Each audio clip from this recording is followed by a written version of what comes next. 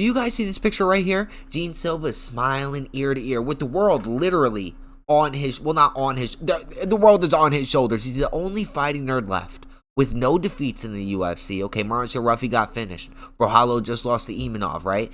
Carlos Prates got beat up by Ian Gary. And you see Diego Lopez right there in the corner looking like the Hat Man, focused and determined in the shadows, plotting on something. Okay, look, something is going on with the Fighting Nerds team. It has to be. How did Marcio Ruffy lose to Benoit Saint Denis? How? I don't understand it. I literally don't, okay? Benoit Saint Denis was the easiest fight they could have gave Marcio Ruffy at 155. Same to say against Bobby Green.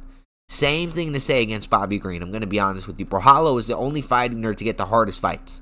He is. For whatever reason, the UFC is throwing fastballs at Brojalo, and they're giving slow, underhanded balls to tee up for Gene Silva, Marcio Ruffy, and Carlos Prates besides the Ian Gary squabble. All right? Now, look, I've been saying recently, Gene Silva is going to walk down Diego Lopez. Diego Lopez does not do well against pressure fighters. No, he doesn't. Just rewatch the Volk fight, right? Dude went to a decision against Dan Ige, who took the fight on like 4 hours short notice. And he went to a decision against Brian Ortega, all right? Gene Silva has all finishes in the UFC, but Diego Lopez has more career finishes than Gene Silva. Okay, shout out to this graphic, right? Oh, well, not that graphic. Shout out to, all right, whatever. I didn't pull it up. That doesn't matter anyway. But Gene Silva, right? Thinks. Okay.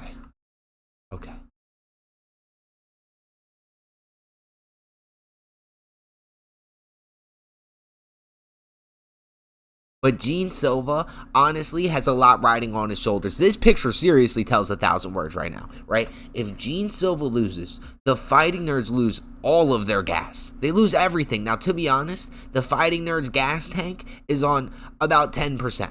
It's on 10%. They lost all of their steam. You know how much steam these boys had when they were all undefeated, okay? And Carlos Prates was about to fight Ian Gary? These boys were on top of the world.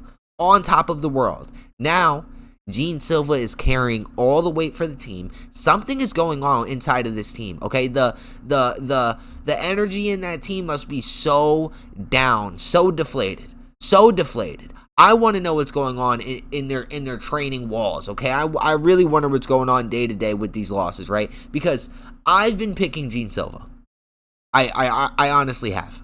But this fight changed without these two even meeting in the octagon. Seeing his two teammates lose this weekend completely changed my mind about the outcome of this fight. And I really find that interesting, but I truly now believe that Diego Lopez is going to beat up Gene Silva. Even though Diego Lopez went to a decision with Brian Ortega, Volkanovski, who completely walked him down, but he survived. He did survive the mauling against Volkanovski. Now, Volkanovski did whoop Yair's ass. Yes, he did. He completely whooped Yair's ass. But he survived the whooping from Volkanovski. And boys, that whooping was rough. That was a rough whooping. But he went to a decision against Brian Ortega. Brian Ortega's a tough dude to go to get out the paint. But Dan Ige on 4 hours short notice.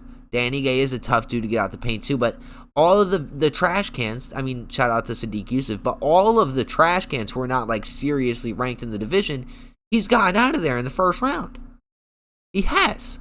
Now, Gene Silva just came off of taking out Bryce Mitchell, right? Took him out in the second round, choked him. Honestly, it was a vicious submission. It really was.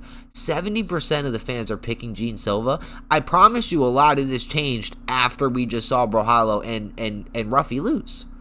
There's no way. Look, I'm a true believer in like going in there and having the right mindset to do something, right? Like, I want to make these videos. I'm pumped up. I have something I want to talk about. I don't, you know what I mean?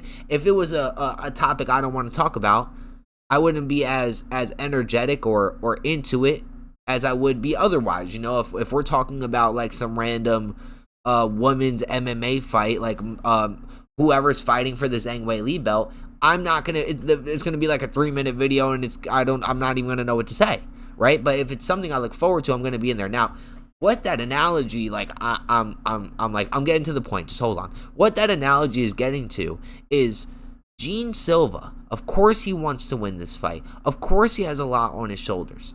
But I think it just might be too much, boys. Like, the UFC inflated these dudes' egos, like, immensely. Now, Gene Silva has suffered 2 losses in his career. Now, it was a decision split and a regular unanimous decision. He's never been finished ever in his amateur career or professional career, and he has fought some savages: Drew Dober, Charles Jourdain, Kevin Vallejos, who he did go to a decision with. But I really do think that Diego Lopez might have the keys to victory here, boys. I seriously do. Diego Lopez has the bigger reach advantage. He is way taller than, bro, Bryce Mitchell. Why did I just say Bryce Mitchell? Gene Silva is 5'7", by the way, little manlet. Literally little manlet. Diego Lopez is 5'11". Now, to be fair, that goes great for Gene Silva. Not very well for Diego Lopez, because Gene Silva's going to run forward. He's not even going to walk forward. Bro is going to run forward. Okay, so I something is telling me, boys, that Diego Lopez is going to have this via submission. I don't know why 13% of people are taking this via submission. I mean, Bryce Mitchell is a good jiu-jitsu guy. He's in there. He's on the mats. He's rolling around. He's submitting people. He's submitting things. He did good against Ilia Topuria on the ground, but I don't know, man. Something is telling me this plus 235 right here is going to smack, boys. I don't know. If you asked me this literally right before the Marcio Ruffy fight, right when Marcio Ruffy and Benoit Saint-Denis are standing across from each other in the octagon, right before whoever the referee that night was, I forget, said, "Go, fight," I would have told you Gene Silva is walking Diego Lopez down automatically. But seeing this, very telling. It's very telling. Listen, if you tell me that this picture doesn't mean something, you're wrong.